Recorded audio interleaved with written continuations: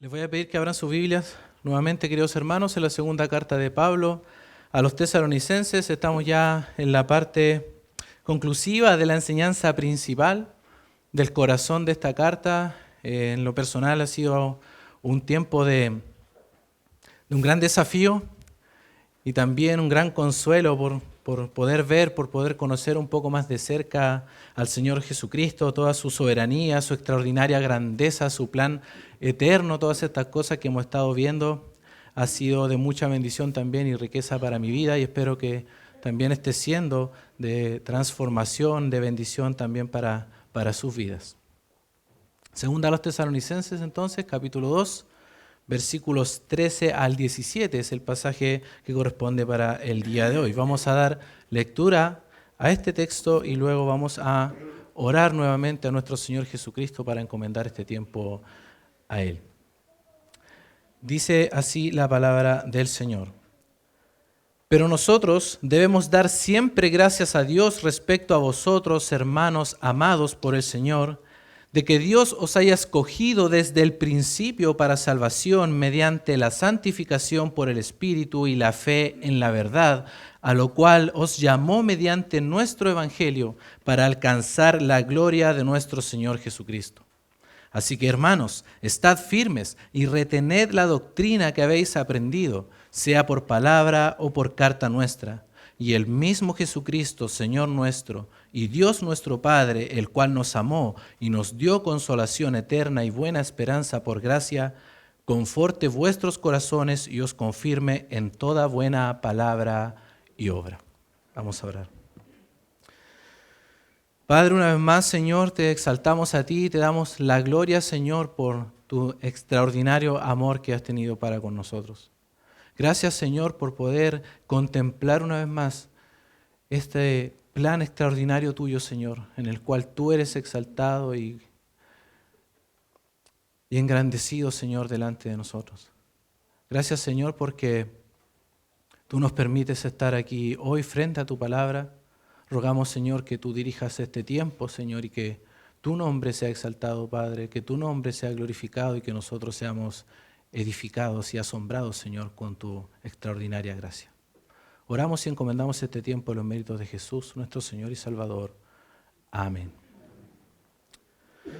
Bien, yo quisiera, hermanos, que recordáramos en primer lugar que la iglesia en Tesalónica era una iglesia atribulada, que estaba padeciendo persecución desde sus inicios por causa de Cristo. Y en vez de cambiar esto con el paso del tiempo, es decir, este inicio turbulento que tuvo esta iglesia, en vez de ir menguando esa persecución, pasó todo lo contrario, sino que se fue incrementando mucho más a medida que avanzaba el tiempo. Por lo tanto, una de las razones por las que el apóstol Pablo escribe esta carta es para consolar y animar a estos hermanos que estaban sufriendo persecución. Pero no solamente estaban sufriendo externamente, sino también internamente. Estaban siendo bombardeados por esta falsa enseñanza de que el día del Señor ya había llegado.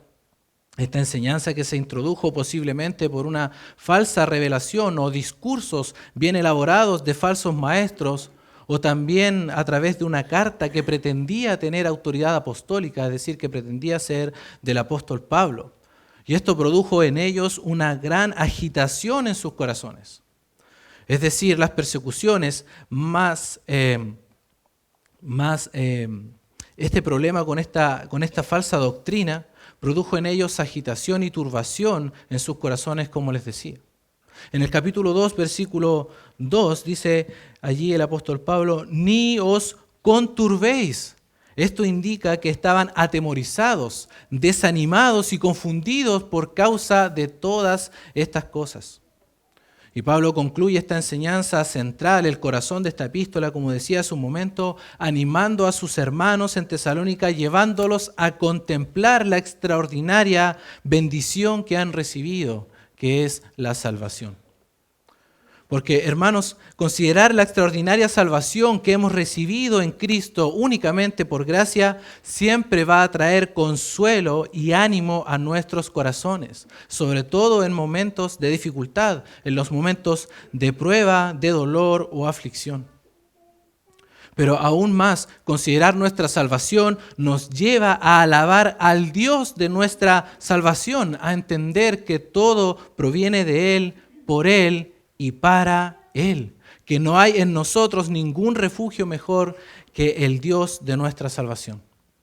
Dice el Salmo 62, versículo 1, en Dios únicamente está acallada mi alma, de Él viene mi salvación. Así que esta mañana quisiera compartir con ustedes 3 consideraciones respecto a nuestra salvación. En primer lugar, nuestra salvación es un motivo para agradecer, versículos 13 al 14. En segundo lugar, nuestra salvación conlleva una responsabilidad, versículo 15. Y en tercer lugar, la tercera consideración es que nuestra salvación nos lleva a poner nuestra confianza en el Señor, versículos 16 al 17. Vamos entonces a lo primero. Nuestra salvación es un motivo para agradecer al Señor.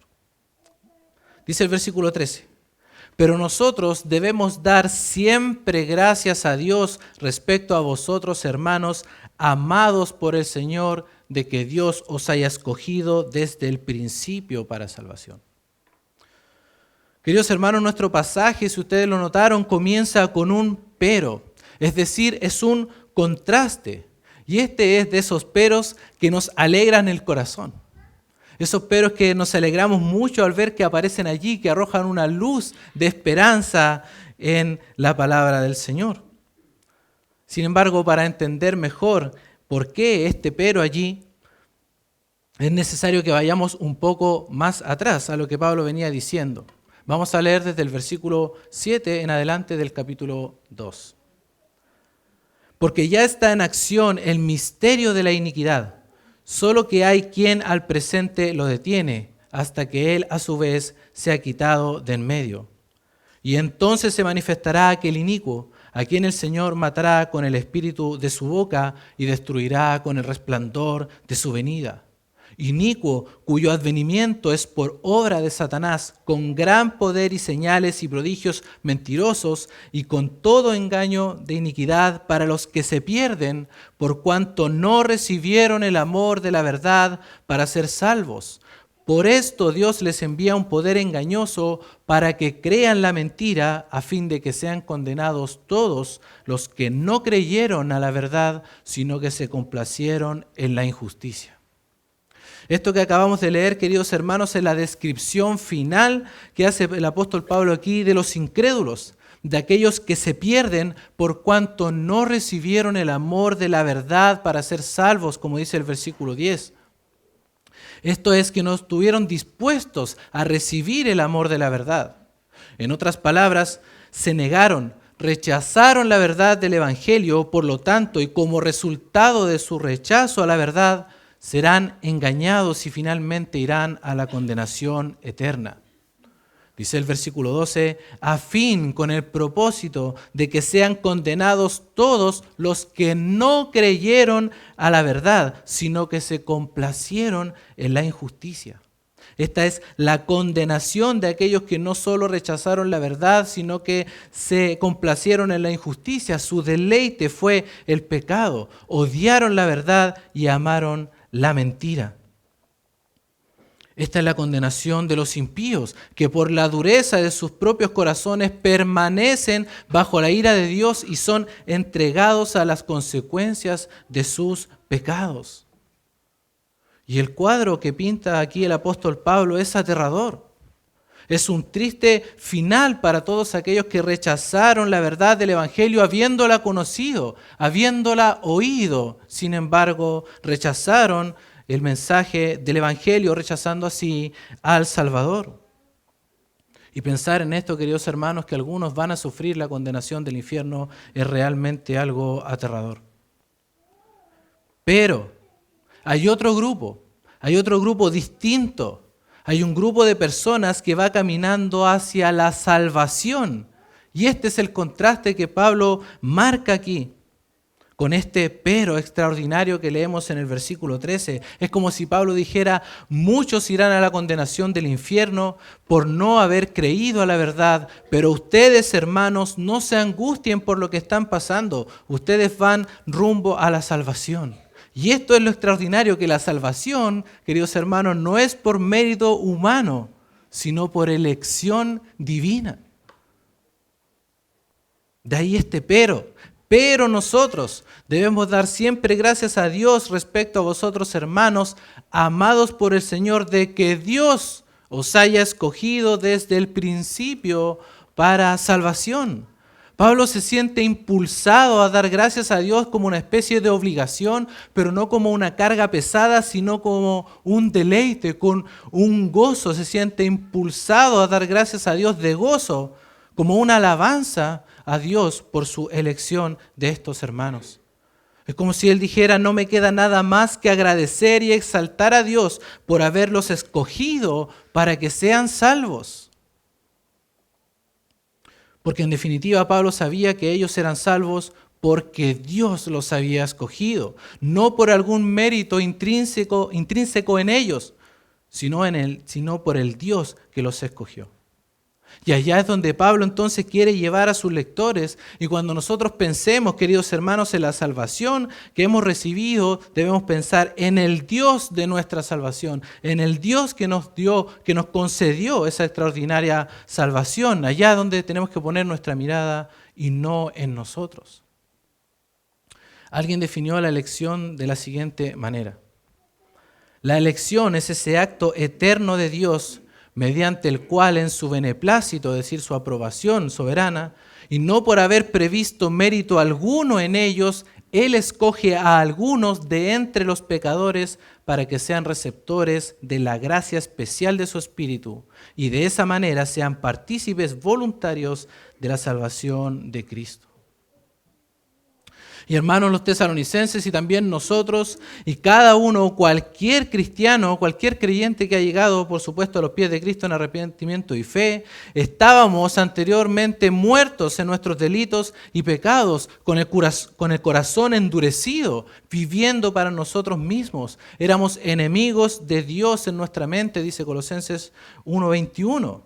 Y ese es el hecho, queridos hermanos, que en esa condición de muerte espiritual, en nuestra depravación total, nunca podríamos haber escogido a Dios, sino que Dios en su libre y soberana voluntad nos escogió a nosotros. ¿Cuándo se realizó esta elección? Dice el versículo 13, de que Dios os haya escogido desde el principio para salvación. Y hermanos, vamos notando por qué la gratitud del apóstol Pablo, vamos notando por qué este pero extraordinario, luego de este cuadro aterrador que venía mostrando de condenación, ahora pasa a mostrar este cuadro precioso de salvación en el cual el Señor es el actor principal. Él nos escogió desde el principio para salvación. Es la misma idea que Pablo escribió en su carta a los Efesios, en el capítulo 1, versículo 4. Que leo para ustedes, dice, según nos escogió en Él, en Cristo, porque la elección siempre es en Cristo y nunca fuera de Él, antes de la fundación del mundo. Esto quiere decir, hermanos, que nosotros estábamos en Cristo desde la eternidad. Y por supuesto continuará así hasta la eternidad.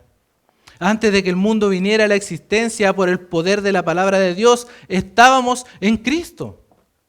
Esto afirma y reafirma el hecho de que no hay ni había nada bueno en nosotros. Nada bueno en los tesalonicenses, nada que llamara la atención de Dios, nada que lo impulsara a escogernos, sino que esto obedece a un plan predeterminado por Dios, un plan establecido por Dios.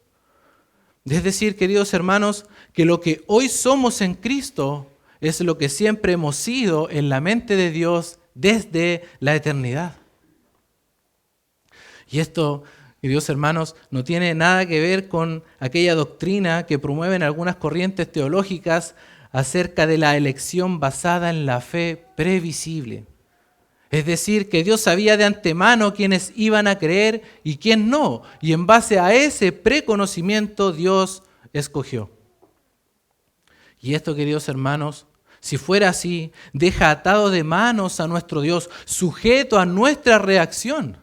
En el fondo, la salvación dependería del hombre, y si depende del hombre, siempre la perdería, y es más, nunca la habría escogido. El problema con esto también, hermanos, es que la Biblia enseña que nosotros estábamos muertos en delitos y pecados, no enfermos, muertos. Por lo tanto, ¿cómo podría elegir al Señor un muerto? Necesita necesariamente, valga la redundancia, la intervención divina. En segundo lugar, esto enseñaría, queridos hermanos, si fuera así, que Dios no es soberano. Y si no es soberano, entonces no es Dios. Escuche lo que dijo el Señor allí en Isaías 43, versículo 11. Yo Jehová, y fuera de mí no hay quien salve. Y Dios nos escogió entonces desde el principio para salvación. Por lo tanto, es Dios nuestro extraordinario y soberano Salvador quien se lleva toda la gloria porque Él ha escogido soberanamente y sin ser motivado ni impulsado por nada en nosotros. Y hermanos, si tú has abrazado la fe, si has puesto tu confianza en Jesucristo para el perdón de tus pecados, es porque Dios te escogió desde antes de la fundación del mundo. Dios te escogió desde el principio para salvación. Nada de lo que has hecho, ni bueno ni malo, impulsó a Dios a escogerte. No se trata de que Dios sabía de antemano la fe que tendrías, sino que Él escogió soberanamente porque Él es Dios. Ahora, queridos hermanos, es necesario aclarar aquí que así como hay una elección para salvación, sin embargo, no hay una elección para perdición. Muchas veces se piensa de esta manera. No hay tal cosa como una elección para reprobación, como lo llaman los teólogos, sino que los que se pierden porque no recibieron, porque rechazaron el amor de la verdad para ser salvos, por su propia responsabilidad. Ellos rechazaron la verdad, por lo tanto rechazaron al Salvador. El hombre es responsable de su perdición y Dios es responsable de la salvación. Y aunque no podamos entender muchas veces estas dos verdades, sin embargo, estas dos verdades se enseñan ampliamente en las Escrituras. Por ejemplo, ¿recuerdan al Señor Jesucristo cuando descendió del Monte de los Olivos y miró a la ciudad de Jerusalén? Él dijo: Jerusalén, Jerusalén, que matas a los profetas y apedreas a los que te son enviados. ¿Cuántas veces quise juntar a tus hijos como la gallina junta sus polluelos debajo de sus alas y no quisiste? Ellos son responsables.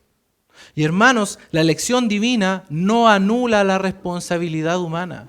Y nuestro pasaje enseña claramente que Dios escogió desde el principio para salvación.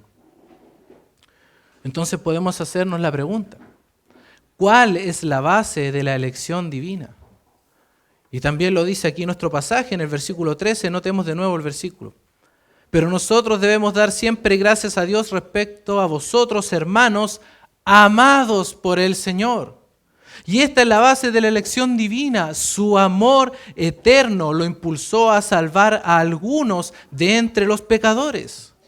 Nada en nosotros, queridos hermanos, nada de lo que Él sabía de antemano, sino su amor incondicional. Su amor eterno lo llevó a escoger a algunos para salvación. Este es el plan de redención de Dios basado en su amor eterno, porque Dios es amor y todo lo que hace está relacionado con ese amor. Ahora yo quiero, hermanos, que notemos que el amor y la elección de Dios están ligados siempre van de la mano en las Escrituras. Notemos, por favor, en el capítulo 1 de la primera carta del apóstol Pablo a los tesalonicenses, en el versículo 4. Primera Tesalonicenses, capítulo 1, versículo 4. Pablo había ya mencionado esto. Dice: porque conocemos, hermanos, amados de Dios, vuestra elección. Ahí está. ¿Cómo sabemos que son amados por el Señor? Porque han sido escogidos. ¿O por qué fueron escogidos? Porque han sido amados. Estas dos cosas están íntimamente relacionadas porque es el amor de Dios lo que impulsa a Dios a escoger a aquellos que Él ha determinado soberanamente salvar. También lo dice en Efesios capítulo 1, versículos 4 al 5. Dice allí, según nos escogió en Él antes de la fundación del mundo, para que fuésemos santos y sin mancha delante de Él. Ahora escucha el versículo 5, en amor. Nos escogió en Él, versículo 4, versículo 5, en amor, habiéndonos predestinado para ser adoptados hijos suyos por medio de Jesucristo, según el puro afecto de su voluntad. Y ahí realza nuevamente la soberanía de Dios. El amor y la elección de Dios están estrechamente relacionados, son uno solo. Esta es la forma de obrar de Dios. También en el Antiguo Testamento, recuerdan, cuando Moisés habla al pueblo de Israel, dice Deuteronomio capítulo 7, versículo 7, no por ser vosotros más que todos los pueblos os ha querido Jehová y os ha escogido, pues vosotros erais el más insignificante de todos los pueblos. Versículo 8, sino por cuanto Jehová os amó. Jehová amó y Él eligió. Esa es la razón, el amor de Dios. Y si usted se está preguntando en estos momentos por qué Dios lo escogió para salvación, es solo por su amor eterno que ha derramado en nosotros. Su salvación también es eterna en consecuencia, queridos hermanos. Es completamente segura esta preciosa salvación que el Señor nos ha dado. Ahora, ¿cómo hace esto? Sigue diciendo el apóstol Pablo, mediante la santificación por el Espíritu y la fe en la verdad. El modo de hacer efectiva esta salvación es mediante la santificación por el Espíritu y la fe en la verdad. La santificación por el Espíritu se refiere en primer lugar a que Dios, el Espíritu Santo, nos apartó del mundo para sí. De todos los pecadores, Él nos apartó a nosotros para Dios. Nos sacó del reino de las tinieblas y nos trasladó al reino de su amado Hijo, nuestro Señor Jesucristo. Tiene también la idea de consagrar, es decir, de apartar para un uso santo, para cumplir su propósito en nosotros. Esto es a lo que los teólogos llaman la santificación posicional, es decir, que ya le pertenecemos a Dios, que ya somos de Dios y nada ni nadie puede cambiar eso. Ya hemos pasado a ser parte de la familia de Dios. ¿Y quién hace esto? El Espíritu Santo. El Espíritu Santo es quien nos convence de pecado, nos da nueva vida y nos lleva a los pies de nuestro Señor Jesucristo en arrepentimiento y fe. El Espíritu Santo es ese agente del nuevo nacimiento, de aquello que necesitábamos para conocer y para entrar al reino de Dios, como le dijo el Señor Jesucristo a Nicodemo. Del Espíritu Santo es la obra de regeneración. Y así como somos impotentes en nuestro nacimiento natural y dependemos completamente de nuestra madre para nacer, somos pasivos, de la misma manera dependemos del Espíritu Santo para nacer de nuevo. Somos pasivos en la regeneración. Y por supuesto que esto también implica que todos los que hemos sido santificados posicionalmente, vamos a comenzar a vivir una vida en santidad como un proceso de santificación hasta que seamos semejantes al Señor Jesucristo. Pero primeramente Pablo se está refiriendo aquí a esa separación del mundo de aquellos que Dios escogió antes de la fundación del mundo para salvación. Mediante la santificación por el Espíritu y la fe en la verdad, dice el apóstol Pablo. Y hermanos, la fe en la verdad es la única acción, es decir, la fe, la única acción que uno podría pensar que tiene que ver con el hombre. Porque es el hombre quien tiene que creer. Dios no puede creer por usted, ni nadie puede creer por usted, sino solamente puede ejercer esa fe el hombre.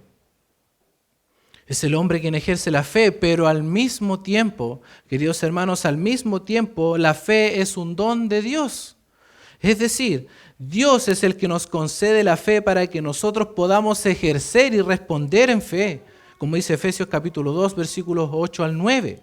Porque por gracia sois salvos por medio de la fe, y esto no de vosotros, pues es don de Dios, no por obras, para que nadie se gloríe. Incluso la fe que nosotros podemos ejercer es un don de Dios. Dios es el actor principal en todo esto. ¿Por qué? Entonces, porque es el Espíritu Santo, queridos hermanos, el que nos abrió el entendimiento para que podamos responder en fe ante la verdad del Evangelio. Si no, no sería posible para nosotros creer en la verdad. No sería posible para nosotros creer y responder en fe ante la verdad sin la intervención de Dios. Sin la intervención divina hubiésemos seguido creyendo la mentira. El Señor obró de esta manera extraordinaria y poderosa para abrir nuestros oídos espirituales y responder en fe a la verdad.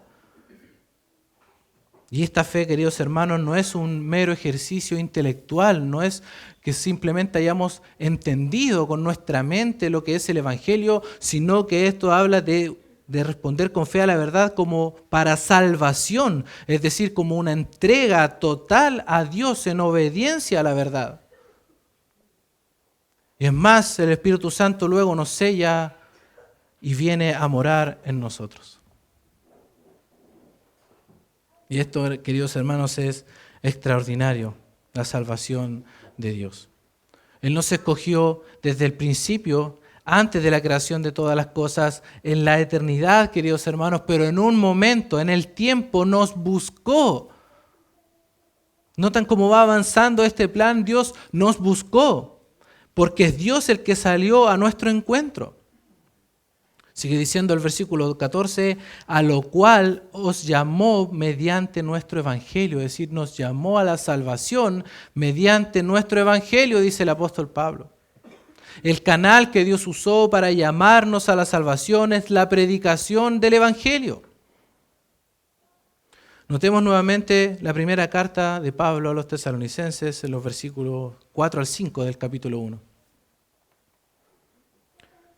Dice allí, porque conocemos, hermanos amados de Dios, vuestra elección, pues nuestro evangelio no llegó a vosotros en palabras solamente, sino también en poder, en el Espíritu Santo y en plena certidumbre. ¿Por qué ocurrió esto, queridos hermanos? Porque el mensaje del evangelio no son simples palabras, es la manifestación del poder de Dios para salvación. Es decir, Dios hizo eficaz este llamado a aquellos que había escogido mediante la predicación del evangelio. Como dice 1 Corintios 1:21, agradó a Dios salvar a los creyentes por la locura de la predicación, pero no por el acto de predicar en sí, sino por el contenido de esa predicación. Y el contenido de esa predicación es Cristo, porque Cristo es la verdad. Y es a eso lo que nosotros respondimos en fe, por la obra del Espíritu Santo en nosotros, no por mérito nuestro, sino por lo que el Espíritu Santo hizo en nosotros. Como dice Romanos también, capítulo 10, versículo 17, así que la fe es por el oír y el oír por la palabra de Dios. Es la misma palabra de Dios la que tiene el poder para abrir nuestros oídos espirituales por la obra del Espíritu Santo, para poder escuchar el Evangelio y responder en fe a ese llamado, para obedecer a la verdad. El apóstol Pedro también lo dice de una manera muy similar en su primera carta en el capítulo 1, versículo 2. Elegidos según la presciencia, es decir, del previo designio de Dios Padre en santificación del Espíritu para obedecer, literalmente para obediencia, y ser rociados con la sangre de Cristo. Es el Espíritu Santo el que obra para producir obediencia al llamado que Dios nos ha hecho a través del precioso Evangelio, para salvación, para librarnos de las consecuencias y del poder del pecado. Alguien escribió lo siguiente: en el pasado, la salvación nos libró de la responsabilidad penal del pecado, es decir, de las consecuencias de él. En el presente nos libra del poder del pecado para que podamos vivir conforme a las demandas de Dios. En el futuro nos librará de la presencia del pecado, de modo que ya nunca más el pecado pueda afectar ningún aspecto de la vida de quienes hemos sido salvados. Esa es la salvación. Y esto último, queridos hermanos, este aspecto futuro de que menciona este comentarista se refiere a la glorificación. Y este es el propósito final de Dios en la salvación. Nota el versículo 14 al final de nuestro texto, de 2 a los Tesalonicenses. Para alcanzar la gloria de nuestro Señor Jesucristo. Esta es una mirada a la eternidad. Noten cómo pasa el apóstol Pablo desde la elección, desde el principio, desde antes de la creación de todas las cosas, hasta la glorificación futura. Es una mirada de eternidad a eternidad. Es un plan que Dios ha establecido de esa manera. Dios comenzó esa obra y la terminará y la completará hasta el día de Jesucristo. Esta es la consumación de la salvación, la compleción de la obra de Dios desde la eternidad y hasta la eternidad. Para alcanzar la gloria de nuestro Señor Jesucristo, esta es la meta del plan de redención de Dios. En la venida de nuestro Señor Jesucristo, cuando Él se manifieste en gloria, todos los que hemos recibido esta extraordinaria salvación seremos participantes de esa gloria. La glorificación es glorificación con Cristo. Hermanos, el Señor nos escogió para reflejar eternamente la gloria de Cristo, para ser semejante a Él y por supuesto para estar siempre con Él. Y hermanos, esto habla de seguridad absoluta en nuestra salvación.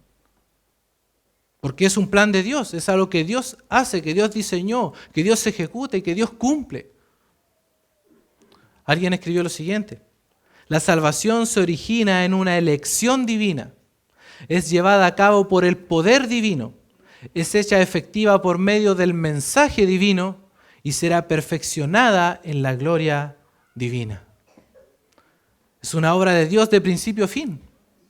Ahora, queridos hermanos, notemos cómo nuestro Dios, las tres personas de Dios, están involucradas activamente en nuestra salvación.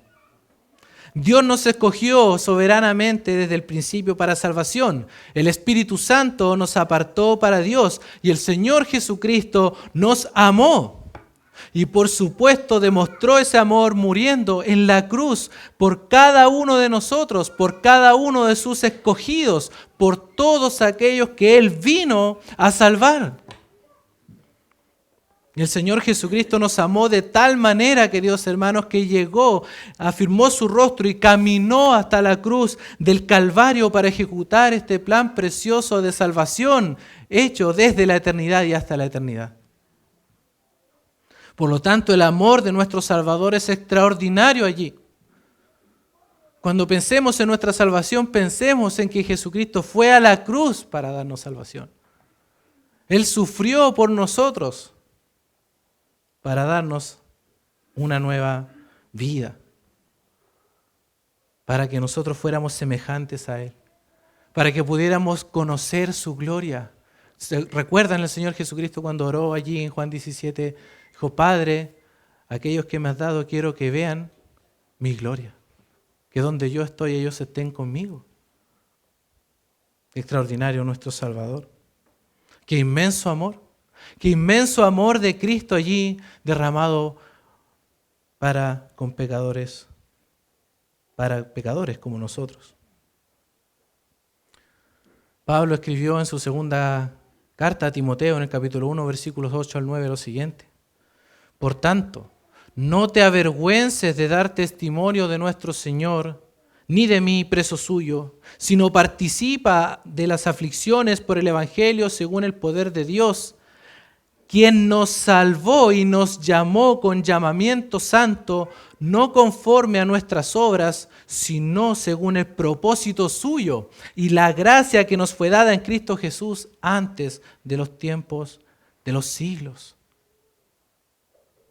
Hermanos, somos participantes de ese plan extraordinario de Dios. Hermanos, no sé si no sé si nos hemos puesto a pensar que de todas, hermanos, de todas las personas que han existido en este mundo, Dios te escogiera a ti. Y si uno, por supuesto, se pone a mirar a su propio corazón, no entiende esto. No entendemos por qué su amor o por qué fuimos objetos de su amor. Qué tremenda bendición hemos recibido, queridos hermanos. Y esto, por supuesto, que nos lleva a dar gracias a Dios, a alabar al Señor por esta extraordinaria gracia que ha tenido con nosotros sin merecer nosotros cosa alguna. Escribió Pablo también en Efesios capítulo 1, versículo 3, bendito sea el Dios y Padre de nuestro Señor Jesucristo, que nos bendijo con toda bendición espiritual en los lugares celestiales en Cristo. Y ahí habla de la elección y el amor de Dios. Toda esta enorme bendición que hemos recibido en Cristo la hemos recibido por gracia, hermano. ¿No te sientes impulsado a dar gracias a Dios por tu salvación? El apóstol Pablo se sentía impulsado, motivado, sin ninguna otra opción que dar gracias a Dios por esta extraordinaria salvación. Y hermano, no solamente debemos agradecer por nuestra salvación, sino también por la de nuestro hermano. Noten que el apóstol Pablo dice, damos siempre gracias a Dios respecto a vosotros, hermanos. Estamos agradecidos, estamos felices, estamos contentos, exaltamos al Señor por esta salvación que les ha dado a ustedes. Hermanos, debemos dar gracias a Dios también por la salvación de nuestros hermanos, de aquel que está sentado al lado suyo. Porque aquel que está sentado al lado suyo también fue escogido desde antes de la fundación del mundo. También Jesucristo murió por él. Por lo tanto, es un motivo de gratitud enorme al Señor pensar en la salvación y pensar en el Dios de nuestra salvación. Es un motivo de gratitud constante, permanente, queridos hermanos. La bendición que hemos recibido es extraordinaria. Amados, escogidos, llamados, santificados y glorificados. Sin mérito alguno. Solo nosotros le dimos la espalda al Señor. Él nos escogió sabiendo que nosotros lo rechazaríamos una y otra vez. Es más, Él nos escogió sabiendo que aún siendo creyentes seguimos ofendiéndolo. Pero el Señor no tiene la mirada en eso. El Señor tiene la mirada en la meta de su plan. Cuando todos nosotros seamos sacados, apartados definitivamente del pecado y seamos semejantes a su Hijo, nuestro Señor Jesucristo. Allá tiene la mirada nuestro Señor. Por lo que Jesucristo hizo por nosotros. Ahora, queridos hermanos, así como tenemos este gran motivo para agradecer al Señor Jesucristo, también tenemos una responsabilidad. Es decir, por lo que somos, por esta extraordinaria salvación, tenemos algo que hacer. Y esta es la segunda consideración, que nuestra salvación conlleva una responsabilidad. Note lo que dice el versículo 15. Esto es lo segundo. Así que, hermanos, esto es una consecuencia de lo dicho anteriormente. Este es un llamado a la acción en vista de la gloriosa salvación que hemos recibido en Cristo. Así que, hermanos, estad firmes. Estad firmes como una consecuencia de nuestra salvación. Y este es un imperativo, queridos hermanos, es decir, es un mandamiento. Tiene la idea de una actitud constante, una firmeza permanente. Pablo escribió en el versículo 2 de este capítulo que no se dejaran mover fácilmente de su modo de pensar. ¿Recuerdan lo que estaba ocurriendo con esta iglesia? Es decir, su mente fue sacudida con mucha ligereza. Y a pesar de todo el sufrimiento y la confusión que estaban experimentando, las amenazas y los engaños de Satanás, debían mantenerse firmes. ¿Por qué? Porque ellos tenían un precioso y extraordinario fundamento. Habían sido escogidos por Dios para salvación. Es de suma importancia entonces, hermanos, permanecer firmes, no solo como individuos, sino también como iglesia. Porque los vientos del engaño y la animadversión hacia el Señor y su iglesia, el odio a su palabra, a sus estatutos, a su iglesia, Todo esto, todos estos vientos están soplando cada vez con más fuerza en estos días. Y con toda seguridad van a seguir soplando con fuerza en contra de la iglesia de Cristo. De ahí esta exhortación a estar firmes. Y hermanos, sobre todo debemos procurar estar firmes porque en nuestros momentos de aflicción, en nuestros momentos de dificultad, es allí cuando nos volvemos vulnerables. Porque es en esos momentos cuando el enemigo, que no duerme, trata de introducir sus falsas enseñanzas para hacernos temblar, para hacernos tambalear nuestro fundamento, para agitar las aguas de nuestras convicciones y alejarnos de la verdad. Pero ¿cómo podemos hacer esto? Y el segundo imperativo es un complemento del primero, es decir, nos ayuda a entender cómo podemos estar firmes. Dice, estad firmes y retened la doctrina que habéis aprendido, sea por palabra o por carta nuestra. Retened la doctrina, y esto significa aferrarse, hermanos, aferrarse con firmeza o sujetarse con todas las fuerzas. ¿A qué cosa? A la doctrina que habéis aprendido, es decir, aférrense a las enseñanzas que les hemos transmitido. Esto es un eco de lo que Pablo ya les había dicho en el versículo 5 que presentó a modo de pregunta, cuando él les dice, ¿no os acordáis que cuando yo estaba todavía con vosotros os decía esto? Es decir, ¿ya se han olvidado de la doctrina? ¿Ya se han olvidado de las enseñanzas? Aférrense a las enseñanzas que les transmitimos. Sea por palabra o por carta nuestra, dice Pablo. Y esto habla de la enseñanza apostólica. Aquella enseñanza que el Espíritu Santo inspiró y que posteriormente quedó registrada en las Escrituras. Son las enseñanzas de Cristo, son el fundamento que los apóstoles y profetas pusieron para que nosotros fuéramos edificados sobre ese fundamento cuya piedra angular es Cristo mismo. Dice Efesios capítulo 2, versículos 19 al 20. Así que ya no sois extranjeros ni advenedizos, sino conciudadanos de los santos y miembros de la familia de Dios. Ahí está nuestra identidad.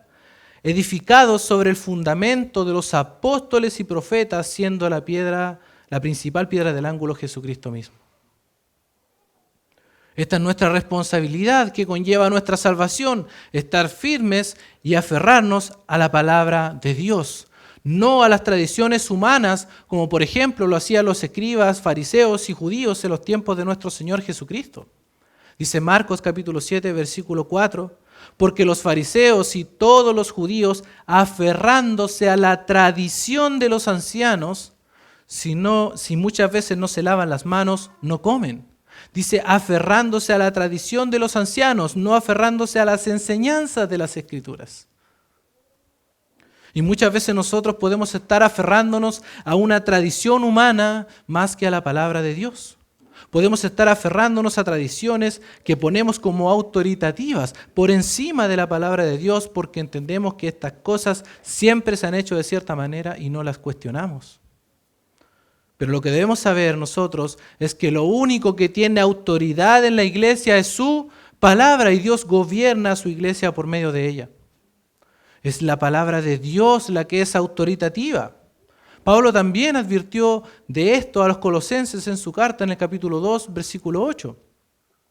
Mirad que nadie os engañe por medio de filosofías y huecas sutilezas según las tradiciones, esa palabra también se puede traducir enseñanzas, según las tradiciones de los hombres conforme a los rudimentos del mundo y no según Cristo. Y queridos hermanos, el mundo está tratando de transmitir desde tiempos antiguos sus propias enseñanzas, sus propias tradiciones. Y algunas de ellas ya se han implementado como un dogma en la sociedad, como una norma, como una regla. Han cambiado la verdad por la mentira. Por eso esta exhortación también implica defender la verdad de las Escrituras. Hermano, aferrarnos a las Escrituras implica defender la verdad de las Escrituras ante un mundo hostil, ante un mundo contradictor. Aferrarse a la doctrina también significa vivir la palabra, estudiar la palabra, conocer la palabra, creerla, amar la palabra. Aferrémonos a las enseñanzas de las Sagradas Escrituras que hemos aprendido.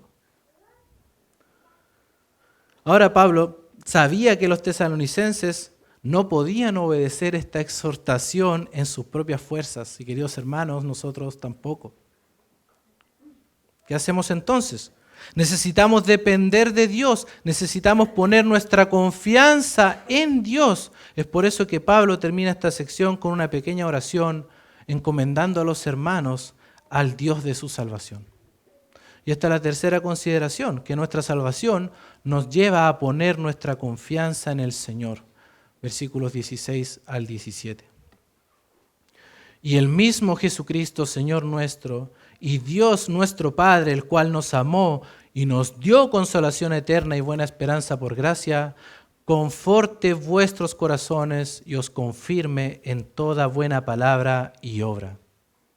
Pablo encomienda a sus hermanos de Tesalónica en esta pequeña oración al Señor Jesucristo y al Padre, porque sabe que Dios es el único que puede alentar sus corazones y fortalecerlos para seguir adelante en esta carrera, a pesar de las dificultades y ataques del enemigo que estaban enfrentando. Y queridos hermanos, a pesar de los ataques que nosotros podamos enfrentar y las dificultades de nuestra vida, hemos de poner nuestra confianza en el Señor, que es el único que puede alentar nuestros corazones y darnos la firmeza que necesitamos para seguir corriendo la carrera. La consolación eterna que habla aquí el apóstol Pablo nos lleva a mirar nuevamente a la cruz de Cristo, porque es en la cruz de Cristo que el Señor sufrió nuestros dolores para que nosotros fuésemos consolados. La obra de Cristo tiene consecuencias eternas, hermanos, por eso su consolación es eterna. Porque su amor derramado en la cruz también es eterno. Y la esperanza que nos dio es buena porque Él es el único bueno. La esperanza nos lleva a mirar al futuro, a la consumación de la salvación como resultado de la elección de Dios. Y todo esto únicamente por su gracia. Solo el Dios de nuestra salvación puede alentar nuestros corazones.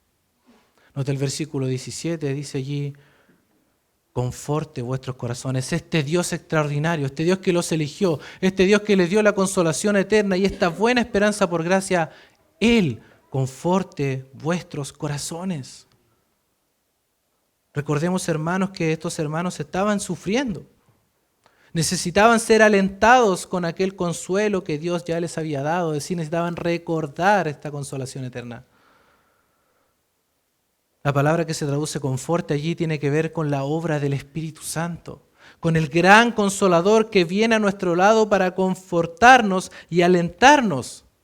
Y lo hace recordándonos la obra de nuestro Señor y Salvador Jesucristo, quien redimió nuestras almas.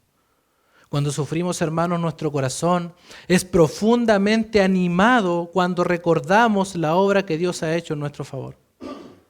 Cuando recordamos que nuestros pecados han sido perdonados en Cristo. Cuando recordamos esta extraordinaria bendición con la cual Dios nos bendijo en Cristo. Pero el Señor, hermanos, el Señor no solo puede alentar nuestros corazones, sino que también puede darnos esa firmeza para seguir adelante. Por eso Pablo dice, y confirme en toda buena palabra y obra. Y en el original, queridos hermanos, la palabra obra viene primero. Esto quiere decir que solo el Señor puede darnos la firmeza para caminar por esas buenas obras que Él mismo preparó de antemano. Para que podamos seguir los pasos de nuestro Señor Jesucristo, quien anduvo en el mundo haciendo bienes. Porque las buenas obras son una evidencia de nuestra salvación. Es decir, solo Él puede proveernos la firmeza que necesitamos para seguir viviendo conforme a su palabra a pesar de las dificultades, pruebas y luchas de esta vida.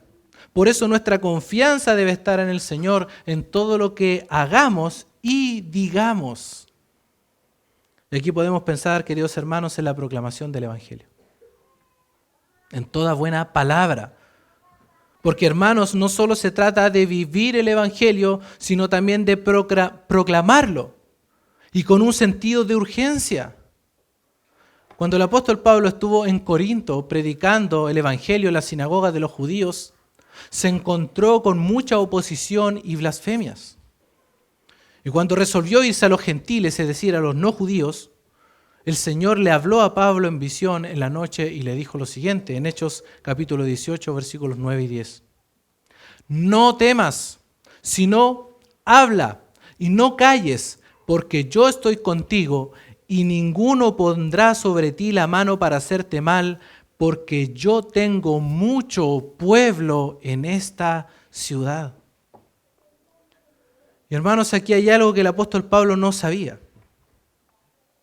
Él no sabía quiénes eran este mucho pueblo que Dios tenía allí. Entonces, ¿qué hizo Pablo? Dice el versículo 11, y se detuvo allí 1 año y 6 meses enseñándoles la palabra de Dios. Y hermanos, el Señor tiene mucho pueblo en esta ciudad. Nosotros no sabemos quiénes son, pero el Señor sí lo sabe. Y lo sabe perfectamente porque Él ha escogido desde el principio para salvación, porque Él es Dios y fuera de Él no hay quien salve. Y si Dios nos salvó por amor, queridos hermanos, entonces nosotros por amor debemos predicar el Evangelio. Escuche lo que le escribió Pablo a Timoteo en su segunda carta, en el capítulo 2, versículo 10. Por tanto, todo lo soporto por amor de los escogidos, para que ellos también obtengan la salvación que es en Cristo Jesús con gloria eterna. Por eso Pablo les dice que el Señor aliente sus corazones y afirme toda buena palabra y obra para que sigan predicando y viviendo el Evangelio a pesar de las dificultades y sufrimientos que estaban enfrentando. Queridos hermanos, y es lo mismo para nosotros hoy. El Señor nos fortalecerá. En Él tenemos que poner nuestra confianza para seguir viviendo y predicando el Evangelio. Porque Él nos salvó. Toda la seguridad la tenemos en Él. Y si alguien aquí no se ha arrepentido de sus pecados, le decimos en el amor de Cristo que te arrepientas. Que te arrepientas de tus pecados y pongas tu confianza en el Señor Jesucristo para la salvación. Te decimos en el amor de Cristo que no sigas endureciendo tu corazón. Arrepiéntete y cree en el Señor Jesucristo y serás salvo. Hermanos, el Señor nos ayude a recordar esta extraordinaria salvación que hemos recibido en Cristo, para agradecer al Señor en todo tiempo por este don extraordinario que nos ha dado, para que podamos estar firmes y retengamos las enseñanzas de las Escrituras y para que podamos seguir viviendo y proclamando el Evangelio con gozo, queridos hermanos, a pesar de todas las dificultades que vamos a enfrentar en este mundo. Porque la salvación es del Señor, es segura y su obra y su plan se llevarán a cabo independiente de la oposición del hombre y la maldad. Hermanos, termino con estas preciosas palabras de nuestro Señor Jesucristo en el Evangelio de Juan, capítulo 10, versículos 27 al 30. Mis ovejas oyen mi voz, y yo las conozco y me siguen, y yo les doy vida eterna, y no perecerán jamás, ni nadie las arrebatará de mi mano. Mi Padre que me las dio es mayor que todos, y nadie las puede arrebatar de la mano de mi Padre.